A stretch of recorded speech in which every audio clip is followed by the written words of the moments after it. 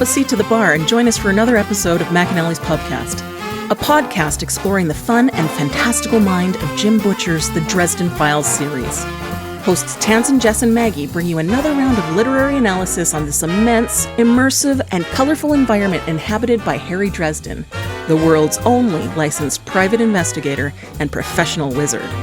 Join an active and engaged community of new and die-hard dedicated fans focused on the fabulous themes, theories, characters, context, lore, and more. This is McAnally's Dresden Files Pubcast, brought to you by Free Flow Rambling. Conjure by it at your own risk.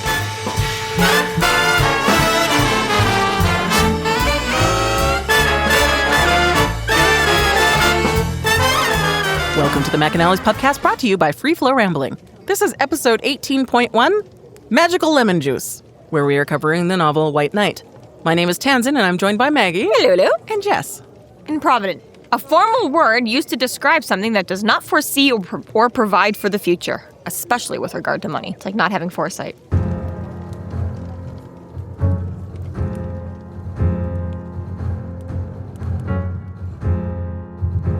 Someone is targeting Chicago's magic practitioners, the members of the supernatural underclass who don't possess enough power to become full-fledged wizards. Some have vanished, others appear to be victims of suicide. But now the culprit has left a calling card at one of the crime scenes, a message for Harry Dresden. Harry sets out to find the killer, but his investigation turns up evidence pointing to the one suspect he cannot possibly believe guilty, his half-brother, Thomas. To clear his brother's name, Harry rushes into a supernatural power struggle that renders him outnumbered, outclassed, and dangerously susceptible to temptation. And Harry knows that if he screws this one up, people will die, and one of them will be his brother.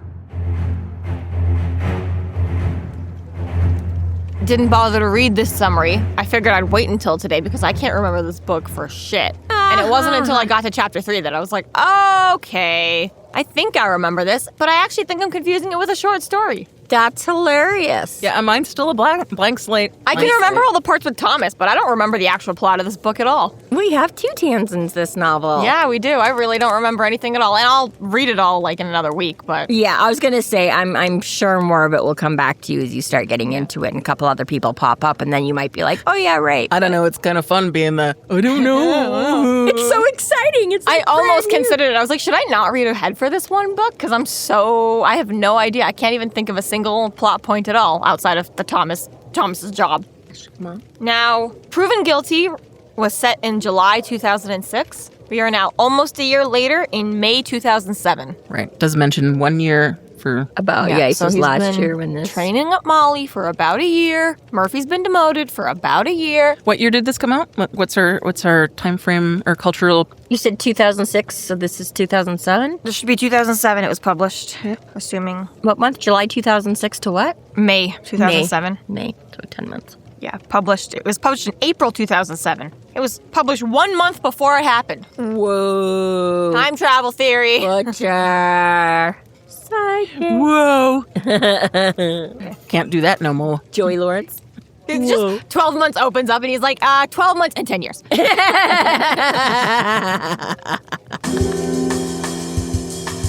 Chapter 1. Murphy brings Harry to an unofficial crime scene to ask him for his opinion. There he finds a dead magic practitioner and a hidden message on a wall. There's a couple of great little moments in our start off here. The one particular one that here was, I thought, super cute. But he's like, I've hit it down to the paranoia of advancing age. It isn't like I'm all that old or anything, especially for a wizard. But age is always advancing. And I'm fairly sure it's up to no good. Yeah, I would have to agree. But yeah, we get like a little kind of slice of life. He's like, crime scene, but it's quiet. Dude's walking his dog. No big lights, sirens, fancy going on. Yeah, this is a sort of a new circumstance for him when it comes to terms to what he's already experienced with working with SI. It's... Which again, I think is weird. Fair, what most of us and he think gets the heebie-jeebies from it, too. Yeah, it's like it's too quiet, it's too normal. Where's the crazy? Where's the chaos? Where's the blood and guts? It's so quiet. I mean, it's only 5 blocks away. It's so still. I don't know what that one's from. It's Bjork. Oh, okay. I assumed it was like a musical or something. It's very musical. Like if you see the video. The video yes, is they're theatrical. Everyone's normal, and then the chorus happens, and people start doing backflips and doing this whole dance routine, and then they go back to being normal. I learned something new today. But very close to his own apartment. Yes, Yeah. Could yeah. have just walked over, but he's like, I paid $40 million into this Beetle, okay? I'm driving it while I can. This is like, literally in his neighborhood, in his own bike. Not just his neighborhood is in all of Chicago, but... Somebody committed magic in your neighborhood and you didn't stop it, Harry? You know what? For shame. It turned... Yeah, okay. He could have walked, but he's got stuff in the car, so that's the justification for not. Mm-hmm. He could have walked, but he couldn't have carried, 50 different things over with him. So, it's all packed in the car just in case. Could have packed it on top of the Makes mouse. sense. He could have.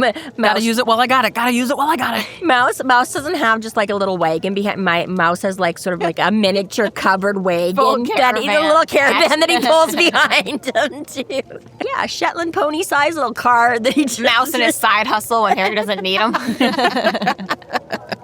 Oh my God, can you imagine? I thought it was super cute this summer when somebody on my street built a little wooden lemonade stand with the whole top, but it was so cute. I'm like, Mouse would kill that. A fucking Mouse was driving a little cart around selling shit. I'm sorry, kids, your lemonade stand ain't going nowhere. There'd just be one single wolf and there goes the toys.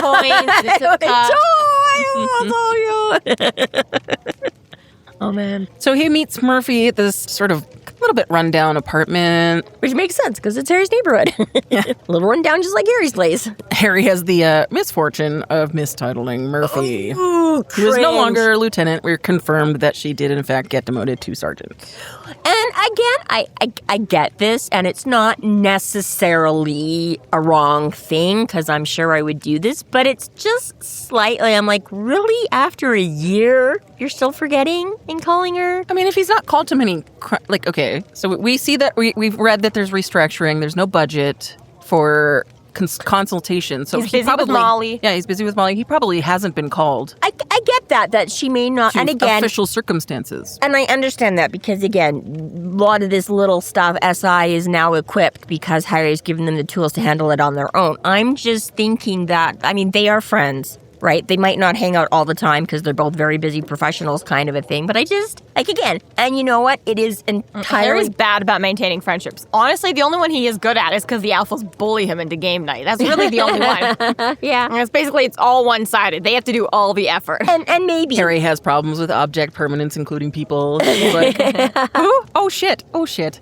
And I mean, it is fair, right? For us, of course, it was a big deal at the end of the last book in coming into this one, right? And I mean, this is kind of a little way to remind all the readers just in case, right? So I'm like, you're right. It's entirely possible. I could conceivably do something stupid like that in real life. It's not. It's just a little bit that I just kind of feel like, I don't know, you guys are buds and wrap whatever. that little salt in the wound at this point. Yeah, it just seems a little bit like, although she has a great line when he's like, sorry, I'm just stupid. And she's like, oh, we all know that, Harry. Or I wish I was less dumb or something. She's like, yeah, we all wish that. But I was like, yeah. Oh, I didn't take it that way. I thought she was, I think we all think that is what I thought it was. Oh, sorry, yes. He's like, still, I should be less stupid. And she's like, we all think that, Harry, and like chucks him on the arm. So yeah, she's giving him heck. We all think he should be less stupid. Here, I thought she was being forgiving. No. I mean, she is, but in a we all think we should all be less stupid, Harry. It's okay. Yeah. No, you're an idiot, Harry. Yeah. Work on it. I read it without that inflection. Yeah, no. That makes more sense, really. I'm like, that's awfully forgiving is what I thought. Murphy! Well, you've really grown as a person, Miss Book. Wow. Look at you being positive and nice. Especially since he immediately turns around and was like, that's real big of you, Minnie Mouse. I have these problems in real life, too. That's why she didn't take your balls off with that comic, because she ribbed you for... See, and this is why I'm teaching the youngin' about sarcasm. It's obviously something I use quite frequently. And it was again this morning, she said something, and I'm like, I'm shocked. And she's like, you're using that thing again, aren't you? She's like, because you're not shocked at all. And I was like, no, sarcasm. She's like, sarcasm, that's the word. She's like, I couldn't remember what it was called. But she's like, you're... Her mother is pretty sarcastic. She should get with it. Right. And here, when I was growing up, me and my sister were not allowed to use sarcasm at all. We would get in huge trouble for it. I remember that was the culture shock between you and me because that's our love language. I was like, I don't know. In my immediate family and in my extended family. And yeah, you were like... Did you just refer to me as extended? No. I said my immediate family, which is my children. And I don't know, you broadly gestured to the room for extended.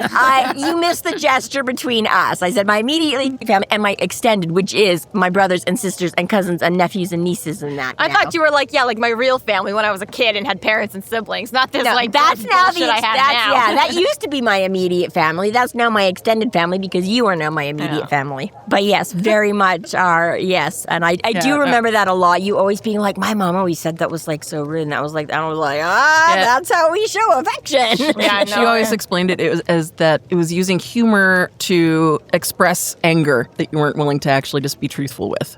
I mean, yeah, but it's fun that way. Well, I was going to say, it is if you're, but again, I use it just humor as humor a lot, like with the little one today or whatever, when she was like, I don't even remember what it was, but like, I'm wearing my socks inside out. And I'm like, oh, I'm shocked. I'm like, obviously I'm not angry because I'm literally just being like, oh yeah, because you always wear your socks inside out. Like it's not right. So a lot of times it is just humor for humor's sake. But yes, it can be used the other way and is occasionally. But I like to think we do it more with the love and the just humor side, not the mean, angry side. Doing it with all the love makes it softer blow when you do it from the angry mean, side. Angry side. Yeah, exactly.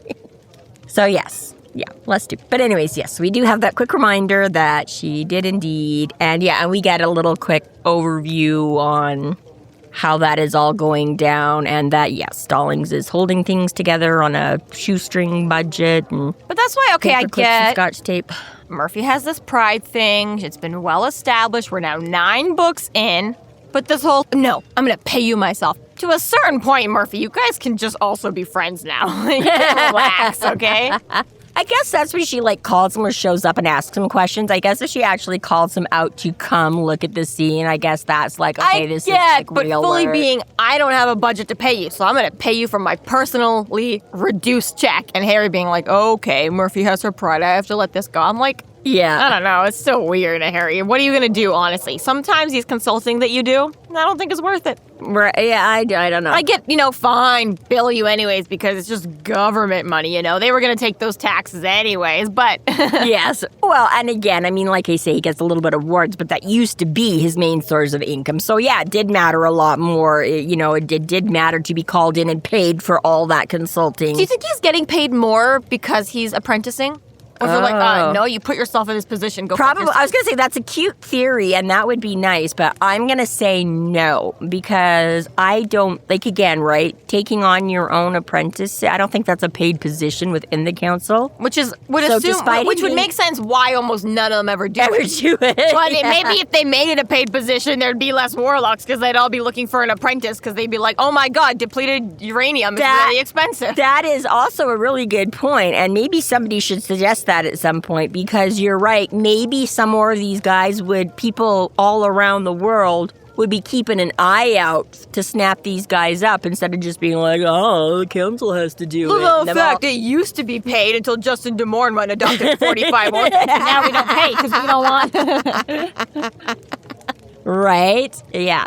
That one person always has to abuse the system and ruin it for everybody else. First spell that an apprentice learns is a money spell. Yeah, right? It's just fool's gold spell. Yes, please. As long as it fools them enough. I wonder if Michael and Charity contribute a bit. I was literally just going to say, though. They probably would. I was going to say Michael is well off enough. And again, just with that pinch of divine providence to keep him, gainfully employed. And he probably sending home a school list. Harry's like, please make sure your child comes next week with depleted uranium, chalk, blue Play-Doh. I have newt. That's just mustard seed. Not if it's literal in this case. But yes, yeah, that actually would be hilarious. That, yeah, exactly. He just makes them deny all that. But yeah, I could totally see them being like their own little like child tax benefit kind of a thing, their family allowance. They're like, okay, you're looking after our Molly, here's your, Maybe the Wizard Council is smart enough to like have a little pot together, put a little pot together for like community education. You would think and hope, but even that sounds too. I was gonna say even then, just because like the Merlin and them all hating Raised by me, a village. they'd find some way to like exclude Harry from. I mean, Well, especially because the Wizarding Council. I mean, what's their village? Literally the whole world. They've got like one guy per country. Right, I guess. Like At this point, post-war, less than. yeah, no. Mac's like, I don't want to pay this district fee Right. for all these It's newbies. like affiliation, franchise fee or something. Like, just because I have a little magical bar does not mean I want to, pay to be part of your... Yeah. Okay, so So they put him in the advertising. Go to Max. Okay, so going through this crime scene real quick. I don't know if I'm just stupid, which, yes. The way that it starts out, and Harry's saying, oh, this place is weird, who starts dinner and who does this, and it's so clean and it's so this. And then he goes on to mention no electronics, no cell phone, no nothing. I start thinking this whole apartment is not even hers. It's just staged. Her body and some dinner were brought here. That's what I and kind then of thought dumped too. here. And then Harry's like, clearly it's a practitioner. Yes, look at her altar. And I was like, oh! I was thrown off by the TV being present. Yeah. Because they set up TV and I was like, so what is this, like a demo home? Like Right? I was thinking somebody brought just enough to make it look almost real, but there was no personal, because it's like, there's no pictures, there's no photographs, there's no It was a weird way to cell to phone. put So it. yeah, I'm like, okay, so then girl doesn't actually live here. And then, aha, her altar. Oh, okay, so she does live here. She's just friendless loser wizard, like all the other friendless loser wizards we know. So I think the first problem is because her home is neat and tidy and uncluttered, and we just don't compute with that. So obviously, What is that? It's a fake home that like real people don't live That there. can't possibly be real. I don't remember that. I mean, obviously, it's faded a bit. I don't ever remember having that confusion the first time I went through the book or anything like that. So I feel like, again, the pictures thing still strikes me as slightly odd, but when he immediately follows it up with like no hair and her hairbrush and all of that, then I'm like, okay, again, it's maybe some kind of a not using. I mean, again, I feel like there could still be pictures around, but again, maybe it's part of that whole like not using something trail. against anybody. Like, I mean, you see it in every Halloween horror movie, right? Everybody uses a little picture and burns it in their little satanic circle. We've seen Harry do it. I Yeah. get it. The impression it was leaving on me was that nobody lives here. Not I- clean freak who's afraid of magical hijinks lives here. Retaliation. Yeah, no, I get, but I was just saying, I was like, that to me was the only really big thing but yeah. I'm going to do, if I ever decide to, just finally off it, I'm totally going to do this. I'm just going to be like, leave my glasses on. I'll totally make it, because I just love how they're like, and I get, because we've seen this in other things too, right? Like, who makes dinner right before they kill themselves, And he's like, I'm like, I'm just going to do that if I ever do. I'm just going to do it all so fucked up that you guys will just be like completely confused about. Spent so long Just planning your to- suicide till like you're like, actually, I'm gonna live now. This was fun. I'm gonna plan another suicide next week. I have to do it like a fake death just so I can watch and see if y'all figure it out or not, and who shows up to my, It's like a locked room, but for her. Exactly. It's like they'll be like the next movie where she like plans it out, doesn't mean to actually kill herself, but then ends up killing herself just so and then it screws everything up even more because you're like halfway through, but then all of a sudden I died when I wasn't supposed to. come back to life. I was gonna say, leave that little like hidden thing. When you finally clear out my storage locker and you'll get to like the bottom and there'll be like a box that'll like explain it all, what really happened, and Come to the Bahamas. I'll be at this cafe.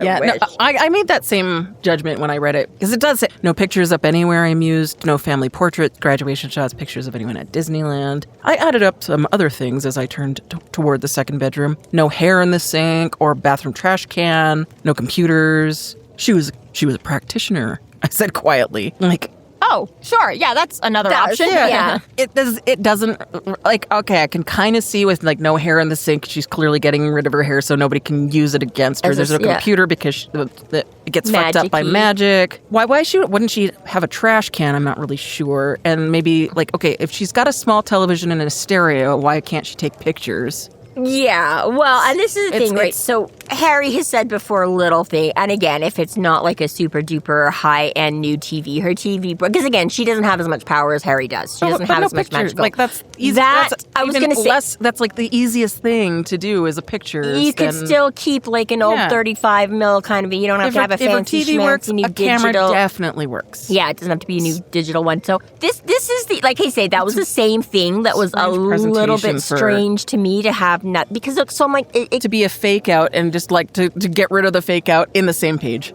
Yeah, it kind of says maybe one of two things here, or whatever, a couple of things. Again, like you say, is it supposed to suggest a lack of the technology to take? But I mean, not like other people can't take pictures and give you photographs. Is it a little bit to say, that she was kind of alone, like she didn't have family and friends to have isolated, a little bit more isolated and alone, which again, no one will miss this one. Good victim, stab. Well, I mean, to be fair, okay, right? My mother Maggie, we didn't ever have a single picture of anyone up in our house. Yeah, we were not picture people. We don't.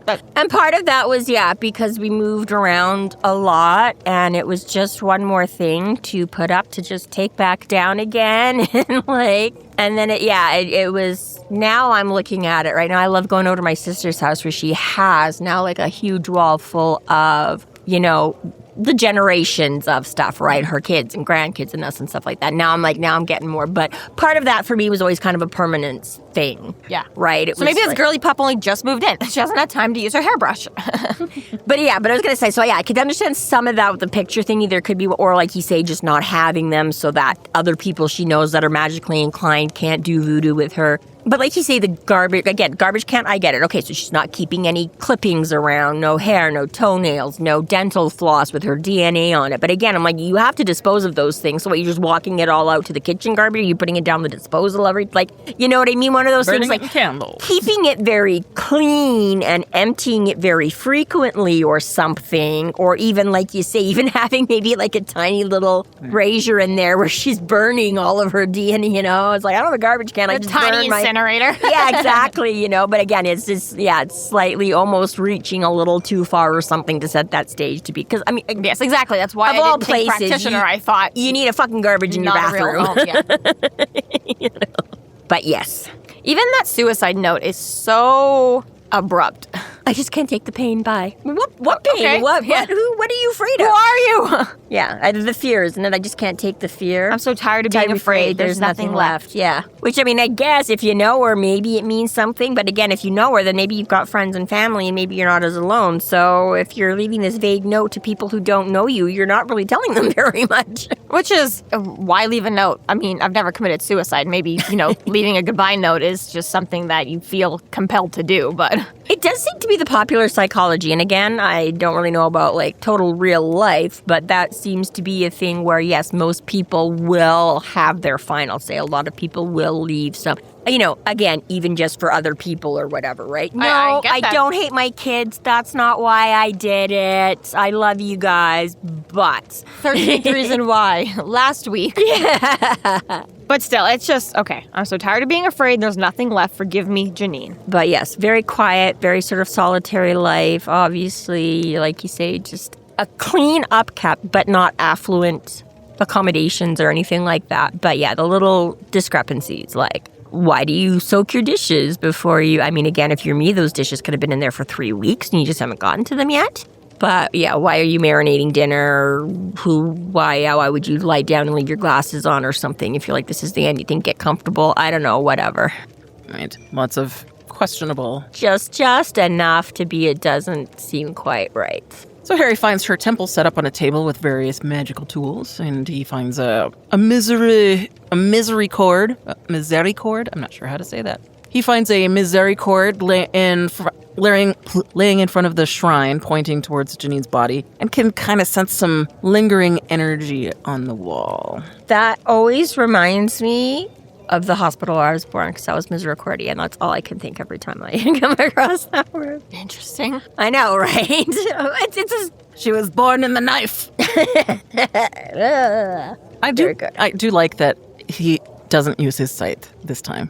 That he uses something else It's like for variety, it's good. Variety, or again, as we have commented for the last, 7-8 books, where he just pops it out and then goes, but just like, okay, fine, you guys, I get it, I hear you, we'll stop popping it out for everything. It is a good explanation, though, because in another page or two, he explains to Murphy, he's like, I have to go back over the basics again for my apprentice, and I'm remembering shit that I kind of brushed off and forgot about and haven't been as used to, and now I'm remembering that it's actually a good alternative to the dumb shit I do. Yeah, that is kind of, again, just, Best way to hone your craft is to teach. Mm-hmm. Yes, yeah, but yeah, both that little bit less wear and tear on myself, because and again, you see it so often, especially in like trade thing kind of thing. They go hard, and you're like, yeah, you know what, you're supposed to do this for like another 20, 30 years. Maybe don't go so hard. Those knee joints and, But yeah, so often the youngins, right? Just, I can lift this, I can carry 1,000 pounds. And you're like, well, yeah, no, when you do it every day for like years. So yeah, part of that too is just Harry's like, okay, yeah, I've just been, all of a sudden these big, major, once-in-a-lifetime things are happening all the time. So I'm just going to take it down a notch. Well, and this is jumping ahead a little bit, but he says later, talking to Molly, okay, come along with me, you're here now, let's go do this case together. And partially I'm, okay, Harry, do you really think you should be involving her in this? This is That's a big jump from I told you to stay at home to like, okay, let's go right. But this is a choice to involve her in your vigilante sort of shit, It's one thing to teach another wizard how to do magic. It's another thing to be like, I'm saving the world, okay? Are you in or are you not in? And he's basically telling, his teaching style and his telling to her, and it's going to hurt Molly, but you'll save some lives. And I'm not trying to say manipulative in a bad way, but, Michael and Charity went looking for a different wizard to train Molly, it probably would have been a lot less. Right. Sticking your nose into literally everything in this city, putting yourself in danger for the betterment of other people. There is that. I think that you're right. That's probably a fair point by Harry. And I mean, again, that's going to be a little bit in, and I'm trying to think of another good example, but okay, let's just say like teachers or something like that. Right, exactly. You're going to have like the old school teacher that was like, do 100 lines, and then you're going to have, the Jessica Days who are all, let's sing a funny song and like make a thing. Sorry, the new girl thing, yeah, right? Is she a teacher? I didn't know that. Pretty sure you watched that show a lot. How did you miss that? I don't know. I was just hanging out in an apartment all the time, not at work. This is true, but at least to start with, she is like a junior high teacher or something like that. But you know what I mean? So yeah, you're going to be like, what kind of teacher do you want? Do you want like the boot camp drill instructor? Do you want the feely friends and emotions, right? So there's going to be a certain level of that. Like, yeah, this is what Harry does. This is how he's going to teach. And I mean, I guess she's kind of getting... Whether she wants he himself is morally gray. He's going to that too, morally that gray too. But yeah, I get what she's saying about dragging Molly into these. You know what I mean? But I guess Molly's going to get an unofficial private investigation apprenticeship along with her. Yeah, because he's like, I don't just sit in a lab and make stuff. This is how and when and where I use my craft. And Bob wasn't enough. That too. Well, Bob's troublesome. He can't take Bob everywhere with him because A, people would ask, and B, just Bob is too much trouble to take everywhere with you.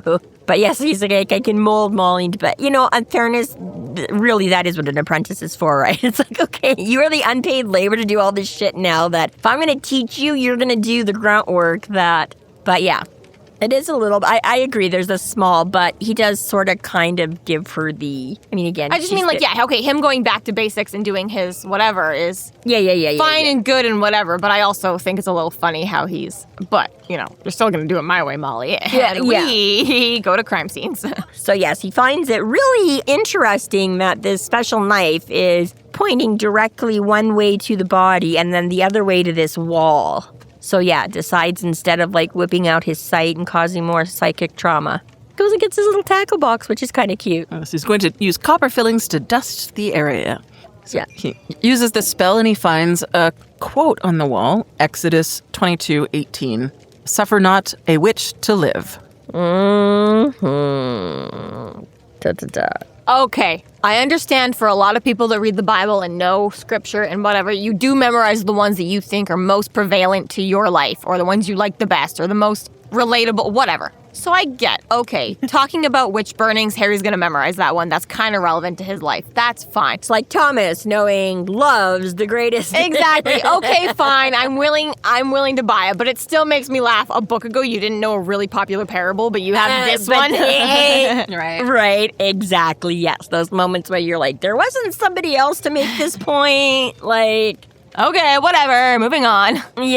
But yes, whenever convenient, you know exactly which, passage in scripture and verse it is. I'm impressed that he knows it at all, being that he's not been brought up in the faith. Clearly, wizards read Bibles. Yeah. It's come up a few times now. This is blibbity blue. Well, and I will say, as we get to maybe he didn't know it at all. Maybe Lash told him just now. Lash has the Bible memorized. Oh, yeah, I just pulled that out the top of my head, yeah. Which would make sense, because they were in the church when they were talking. She's not popping up there to whisper in his ear. Yeah. So, that's why he couldn't pull out the talent. But now, that's funny.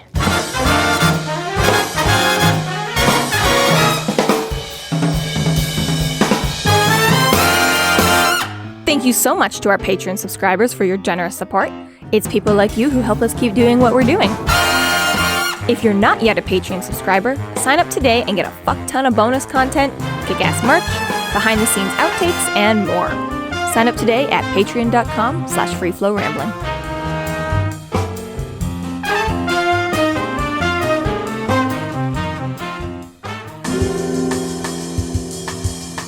Chapter 2. Harry and Murphy discuss the unofficial crime scene and religious interpretations. An invisible eavesdropper is dropped by Murphy and put in their place.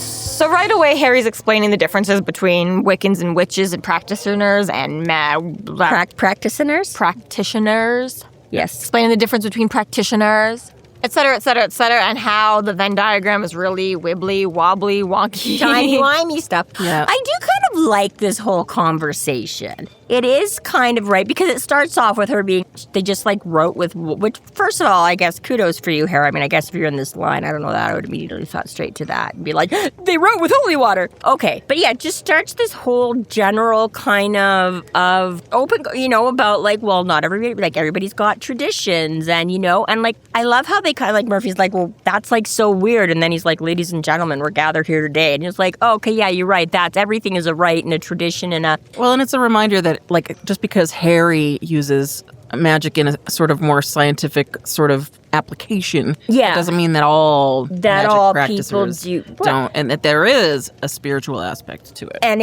very much, again, every day, right? You have the hardcore atheists or agnostics that are very, scientific-minded. But again, science and religion don't automatically exclude each other, you know what I mean? You can have both and you can take, and I just love how he sort of weaves this whole different sort of, again, and none of it's being really judgy, or again, Murphy kind of jokes at the end, he's just stop, I'm trying to be logical, stop making me think this is too hard, but it's you're right, your way of doing it this way, but think about it, other people, and you're oh yeah, but this whole, because again, they're well, Wiccans just kind of practice whatever. As Harry said time and time again, it's all about belief, okay? You believe in math and physics, or you believe in God and fairies, or it doesn't matter which one. As long as you believe in it, the magic's gonna find a way. Yeah.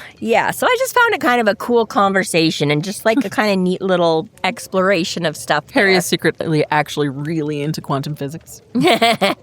Or not so secretly, really. Or not so secretly. They do conclude that this is a murder scene and that the message is intended for a wizard. And so Harry does explain he uses... That's another thing, the water was used to create this message. Yeah, which is another little thing where Murphy's why would they use whichever one of them says it? Yeah, she's murder, maybe someone on a holy mission or something like that. And then they're why use mission? And then they're she's psychopaths don't have to be reasonable, And you're fair, right? Because you're just because they used magic or needed magic to reveal this, they could still be against me, right? The whole paradox of... You're right, there's not necessarily sense and logic to this. Police want to find a motive because it explains things, but you don't need a motive to prove anything in court because sometimes people are just fucking crazy. Right? But that's exactly a good point. Average cop couldn't have been able to find this. It's specifically left for a wizard. And 5 blocks from Harry's apartment, maybe specifically him himself. Right? Yes, exactly. Something very... Or maybe the warning was here for Janine, and she just never washed her walls. He had Exodus up on the wall for weeks. And It's a halfway house. Well, again, that's a slightly interesting point because, again... Only slightly interesting. Only slightly interesting because, okay... Sorry. It's frick. It's very improvident of you, Tansen. That doesn't count. You didn't get that one. Obviously, Janine has very improvident circumstances because she can't afford a nicer apartment. In the sense that Janine only has slight magical abilities, right? She doesn't have the oomph and the whammy to be on someone like Harry's level, not enough to get on the White Council. She's one of these little one-trick wonders like Morty, right? He can do some little ghosty stuff, but can't do anything else. We're assuming this at this point. Okay, well, he's kind of said she's All he said mild. is she's a practitioner. Doesn't get into the levels. Okay, well, I'm gonna say yes, depending on, okay. Based on the cover of the book. Based on the cover of the book. Based on, okay, that Harry I'm has... a jerk has today. that's, it's okay, that's what makes discussions. This is all your fault for teaching me sarcasm. It's okay, you weren't the first one to teach. It's just like when you're get angry at your children. Who taught you how to speak? Yeah, exactly. Never have told you. Yes, turns out I'm actually good at sarcasm. Okay, so as Harry says, you've got different levels of what you're good and not good at. And like I say, he's honing up on some of his others to teach. So maybe Janine's type of power, whatever she may or may not have found, this was all I was saying. It may have been left for her, but could she have, it's an interesting thought to be like, yeah, if she just, like he said, did she just never look? Or was it like, were her talents never geared to The only thing I would say to that is any sort of horror movie, scary movie, whatever, you call them and say 7 days. It's not on you for them to figure it out. Oh, you're too stupid to know what that means. I don't care. Good. I want to kill you. That's why I'm doing this. I don't want you to see my secret message on the wall. The intent is unsettling. The idea is that eventually when the main character is the one who targets and they actually can read the message and can evade the killer, that's when things start getting interesting. Yeah, exactly. Well, there you go. He didn't leave it as a message for Harry. He left it as a message for Janine, and Janine's too stupid. But if Harry came home and saw it on his wall and did see it, and then he'd be like, whoa, whoa, whoa, somebody's after me. I'm going to stop this guy. That would be the horror movie. There you go. But yes, all the subtle clues that did kind of point him to there to look. So anyways, even more weird is that Murphy is so invested in this that she wants to take personal time to look into it. So she's taken time off work for this. And I get, okay, technically that's still being committed to the job because you're still trying to investigate a murder, so you're not being a slacker. But it seems so weird to me that Murphy's going to take off personal time from work. Well, no, I get it. Does because she says, yeah, she's like, because he's like, oh, are we doing this? Or yeah, she says she took a couple days off because she's like, I can't officially look into anything because, because it's not a crime scene. They think it's a suicide. But how did she even get wind of this for an SI point? Like if it's the calling in for a suicide. That's actually also a good point. If they don't think this is weird, why would SI be there to begin with? Yeah. How did she get... Although if she just herself noticed something weird and... Well, yeah. So, I mean... But why would she get called in as the SI department? Like they just have one person come by and sweep it just in case? I don't know, maybe just something else. One of her... We don't necessarily... I mean, again, she says it's an unofficial, right? Like, who knows? It could have been, a 911 call about a suicide. Murphy might have just trotted over here on her. She might not have been called in to look. I think police occasionally have purview or prerogative or whatever to do, right? They want to go check something out. And again, it is kind of a suspicious death situation. You find a body. I don't think it's uncommon for the police to show up, right? So even if it wasn't called in per se as such, she might not have been directed there as SI, but she could have just heard about it on the scan or the way everybody on TV does and just be like, I'm going to check this out because other stuff is going on. She's just really bored as a sergeant and she's like, I mean, again, yeah, we don't know too much here, but without going too far ahead, I mean, yeah, in the next chapter, she sort of tells him that there's a couple others he can look at. So, based on that, right, I could see that, yes, whether or not she was called to the others or just, again, Murphy being Murphy and being more susceptible now to these kind of things stood out at her, maybe an unusual rash of sudden, right? So I could see from that set that that's why she's there. She just chose to go check it out. And she recognized a pattern that nobody else did and was not necessarily called in for SI reasons. But just because she's a smart pants. Murphy is so cool. Murphy's so cool. She's really cool. Even though she seems for a minute to have lost her mind and go crazy. Because they're standing there talking, and all of a sudden she starts jumping I'm around. tired of this religious talk. I'm going to karate chop somebody. Punch the air, punch the air, punch the air. Swipe kick. Yeah. So it's a little bit funny. It's a little bit funny from Dresden's perspective, the description. But very quickly, there's a grunt and a groan, and lo and behold, a woman appears.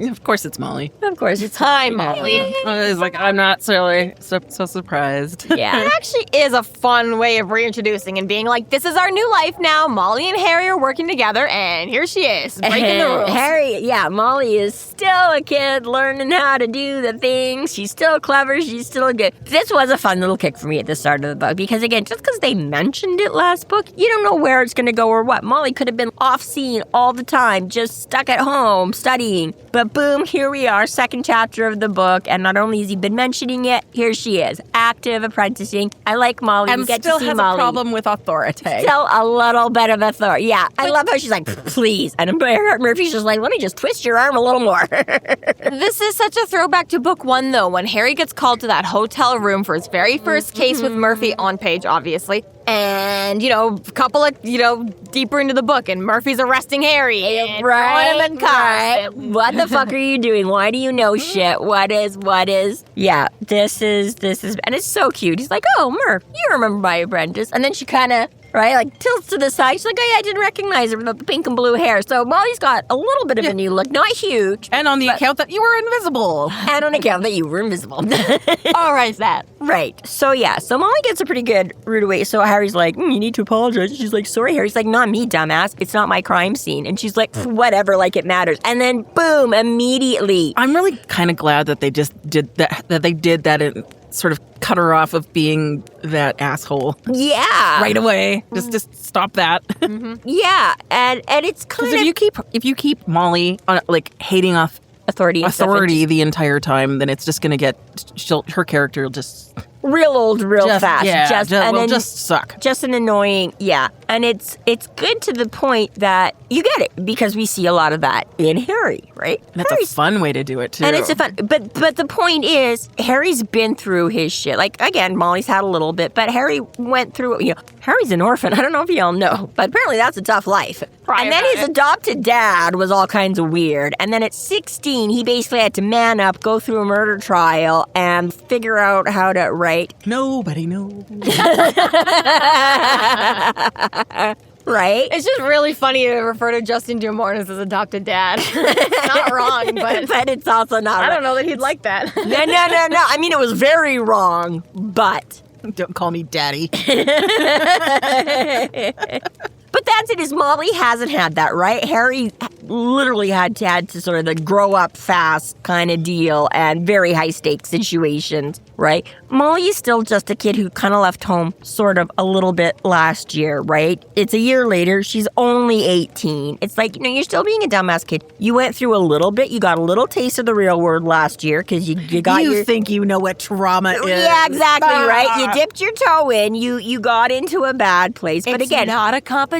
Molly's had a much stable time to grow up, time to be a kid. This is more just teenagery bullshit. And he's like, I get it. You haven't earned the right to be where I am and dismiss authority the way I can. Because I know what I'm talking about and I can back it up if, you know what I mean? If I get myself into trouble, I'm either can walk the walk or I'm going to get my ass kicked. But you're not ready to get your ass kicked. I was going to say, it's a little bit, Harry can walk the walk at least, okay? Yeah, if somebody slaps him for being a douche, he can fucking take the hit. Exactly. It's either deserved or he's got the, And we're back to the John Cleese, you're too stupid to know that you're stupid. Yeah. This is why you shouldn't go into an active crime scene. And to the face. Well, and I like the way they do it because even though a little bit of it is that cliche of of like, oh, my 5-year-old son stole a, pack of gum from the store. Can you please arrest him, and scaring kids straight. But I like the way they do it here. It's like you get a taste of that, but then it is all very factual and very real. Murphy's like,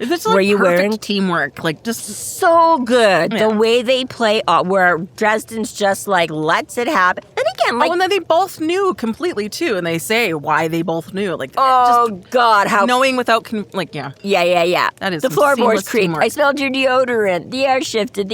She's knocking her down a few pegs, but still. Okay, but we didn't see you. We didn't is. see you. It's that, that sort of safe family dynamic to test your skills. This isn't a real battlefield. We are among friends right now. Here's where you fucked up and what you need to do next time. Also, mask your scent and your sound and your.